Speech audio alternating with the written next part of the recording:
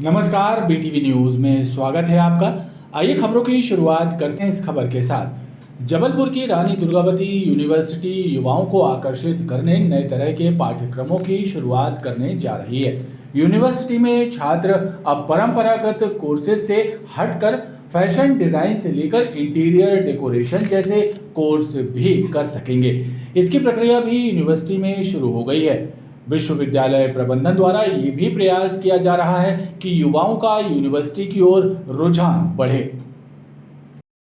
रानी दुर्गावती विश्वविद्यालय ने परंपरागत कोर्सेज से हटकर युवाओं के लिए नए कोर्सेज शुरू करने का निर्णय लिया है। खास बात यह है कि इन कोर्सेज की शुरुआत युवकों को रोजगार और स्वरोजगार से जोड़ने के अवसरों को देखते हुए की गई है। यूनिवर्सिटी में छात्र फैशन डिजाइनिंग से लेकर इंटीरियर तक के कोर्स कर सकेंगे। इसके लिए प्रक्रिया भी शुरू हो गई है। विश्वविद्यालय के कुलगुरु डॉक्टर राजेश कुमार शर्मा का कहना है कि यूनिवर्सिटी छात्रों के लिए नए कोर्स आरंभ कर रही है ताकि युवाओं का रुझान यूनिवर्सिटी की ओर बढ़े। आने वाले समय में ये प्लानिंग भी की जा रही है कि यूनिवर्सिटी का संचालन 2 सत्रों में हो ताकि ज़्यादा से ज़्यादा छात्र यहाँ एडमिशन ले सकें। साथ में कई कोर्स हम यूजी पीजी लेवल पे ला रहे हैं। उनके अलावा करीब 12 डिप्लोमा और सर्टिफिकेट कोर्स नए ला रहे हैं जो पहले से चल रहे थे। उनके अलावा फैशन डिजाइनिंग है, इंटीरियर का कोर्स है। और कल जैसे विश्वविद्यालय अनुदान आयोग के चेयरमैन ने एक नई घोषणा करी है, तो मुझे लगता है इस घोषणा का विश्वविद्यालय को बहुत लाभ मिलेगा। साल में अगर 2 बार प्रवेश होंगे तो इस प्रवेश के कारण हम हो सकता है कि विश्वविद्यालय को 2 शिफ्ट में चलाएँ और 2 शिफ्ट में चलाकर 2 अलग अलग सत्रों के साथ हम प्रयास करेंगे तो हो सकता है विश्वविद्यालय में जो संख्या है छात्रों की संख्या, वो संख्या डबल हो सकती है। हम करीब 5 तो यूजी कोर्स ला रहे हैं, 2 पीजी कोर्स ला रहे हैं और करीब 12 सर्टिफिकेट कोर्स प्लान किया है जो हम इस साल से शुरू करने वाले हैं। विश्वविद्यालय प्रबंधन का कहना है कि नई शिक्षा नीति को ध्यान में रखकर छात्रों के लिए रोजगार मूलक कोर्सेज प्रारंभ किए गए हैं। सड़क एवं फुटपाथ से बेजा कब्जे हटाने के लिए बिलहरी क्षेत्र में अतिक्रमण हटाने की रिपीट कार्रवाई की गई। इस दौरान 35 से ज्यादा ठेले टपरे हटाए गए। अतिक्रमण कार्रवाई के चलते क्षेत्र में हड़कंप मचा रहा।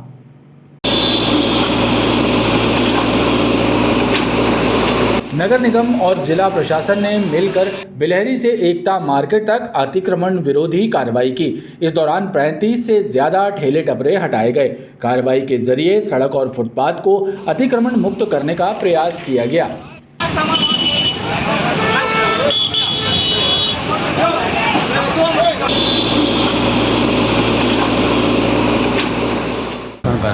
आज बिलहरी क्षेत्र में कार्रवाई थी जिसमें कि बिलहरी से लेकर के एकता मार्केट तक अतिक्रमण हटाने की कार्रवाई की गई। इसमें सड़क किनारे जो ठेले हैं और अनाधिकृत रूप से जिन्होंने अतिक्रमण करके दुकान लगाई हुई है, जिन्हें हमने पहले भी मुनादी की है, कल भी मुनादी की थी, आज भी की है और सभी को सड़क मार्ग जिससे यातायात प्रभावित ना हो उससे दूर हटके इन्हें कहा गया दूर हट जाए।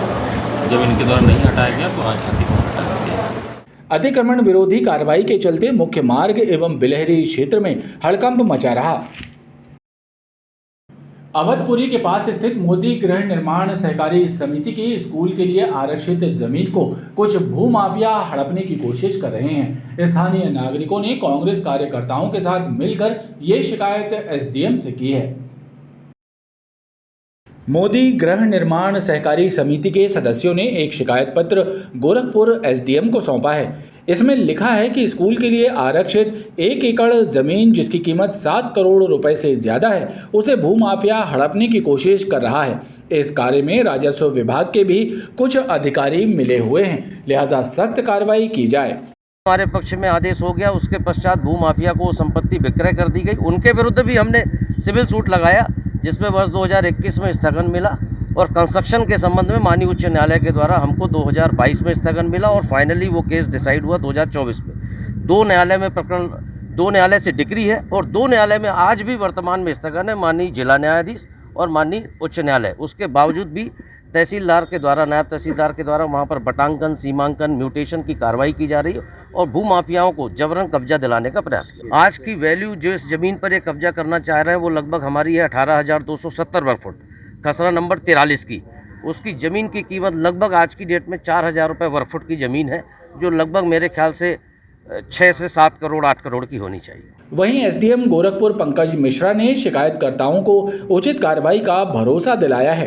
कुछ नहीं है, अभी उनका कहना यह था कि सीमांकन करने गई थी टीम, तो उस पर उनको आपत्ति है कि इस भूमि पर सिविल न्यायालय में मामला विचाराधीन है और वहाँ से माननीय सिविल न्यायालय से स्टे है। उसके बावजूद भी वहाँ सीमांकन की कार्रवाई की गई है। तो चूँकि उनके द्वारा ज्ञापन दिया गया है, उसका परीक्षण करा लेते हैं, देख लेते हैं कि यदि माननीय न्यायालय का स्टे होगा तो उस जैसा निर्देश ऑर्डर में लिखा होगा उसके अनुरूप पालन किया जाएगा। शिकायत करने वालों का कहना है कि भू माफियाओं द्वारा क्षेत्र में रंगदारी भी की जा रही है। किसी भी दिन कोई घटना घटित हो सकती है, लिहाजा क्षेत्रीय जनों को सुरक्षा प्रदान की जाए। जम्मू कश्मीर में वैष्णो देवी भक्तों पर हुए हमले को लेकर हिंदू संगठनों में आक्रोश व्याप्त है।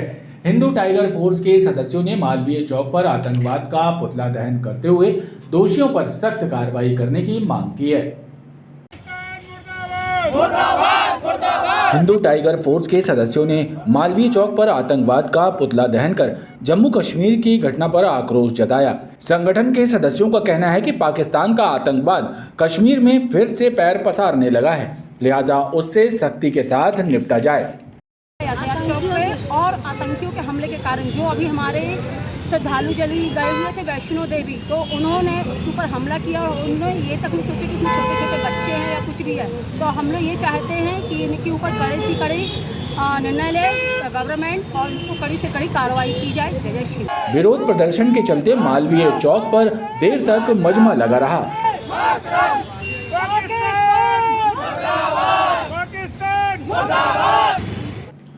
शहर के व्यस्त क्षेत्रों में शुमार शहीद स्मारक गोल बाजार क्षेत्र में शाम ढलते ही यातायात जाम के हालात निर्मित हो रहे हैं। सड़क और फुटपाथ पर अवैध कब्जे और वाहनों की बेढंगी पार्किंग इसका सबसे बड़ा कारण बन रही है।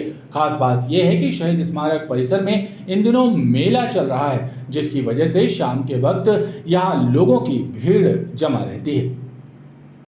शहर के पौष इलाके और व्यस्त क्षेत्रों में शुमार गोल बाजार में शाम ढलते ही यातायात जाम होना आम बात हो गई है।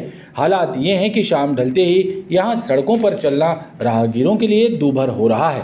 दरअसल गोल बाजार शहीद स्मारक के आसपास फुटपाथ और सड़क पर ठेलों का कब्जा हो रहा है। यहाँ ऑटो चालकों और ई रिक्शा चालकों की धमाचौकड़ी मची रहती है। क्षेत्र में इन दिनों मेला लगा हुआ है, जिससे शाम के वक्त लोगों की भारी भीड़ उमड़ रही है। ऐसे में यहाँ शाम ढलते ही जाम के हालात निर्मित हो रहे हैं।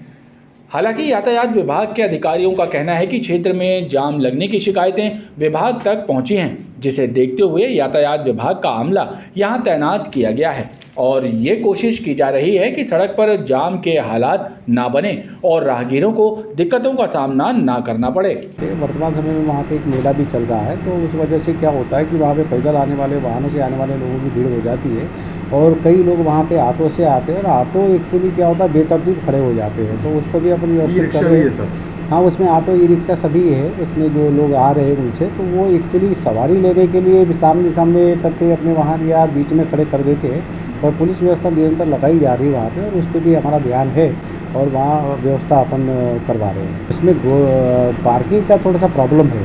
पार्किंग प्लेस हमारे यहाँ नहीं होने की वजह से वो लोग रोड के किनारे खड़े होना चाहिए, पर वो होता क्या है कि सवारियों को लेने के चक्कर में जो यानी सामने दिखेगा तो सवारी उनके ऑटो में सबसे पहले आ जाएगी। इस वजह से वो लोग सामने रखते हैं, उसी के कारण वहाँ पे प्रॉब्लम आती है ट्रैफिक।